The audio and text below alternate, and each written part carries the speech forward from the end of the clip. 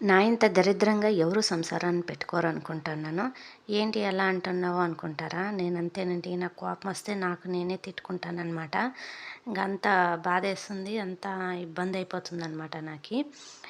ఎంత ప్రయత్నిద్దాం అనుకున్నా ఇంట్లో ఏమో అవి ఉండాలా, ఇవి ఉండాలా అనుకున్నా గూడా ఏడిది అమరలేదనమాట. ఏడిదో ఒకటి అప్పటికప్పుడుకి తెచ్చుకునేదే సరిపోతుంది. ఒకే తూరే సరుకులు తెచ్చుకునేద్దాము. ఒక ఇన్నించి సరుకులు పెట్టుకుందామనొచ్చి ఎన్ని రోజుల నుంచి అనుకుంటానో, అబ్బనే అబ్బదనమాట. ఎప్పుడు అప్పటికి కొన్ని కొన్ని తెచ్చుకొని అవసరానికి మాత్రం తెచ్చుకొని తినాల్సొస్తా ఉంది. ఈ మధ్యలో ఏంటి అలా, ముందైతే లేదు గదా! ఎందుకంటే ఇంక ఇల్లు కట్టుకొని చాలా ఇబ్బందులయిపోయిండే కదా! అందుకని. ఇంక అంతకుముందయితే ఏం ప్రాబ్లమ్స్ లేవు కాబట్టి అన్నీ తెచ్చుకుంటా ఉంటిమి.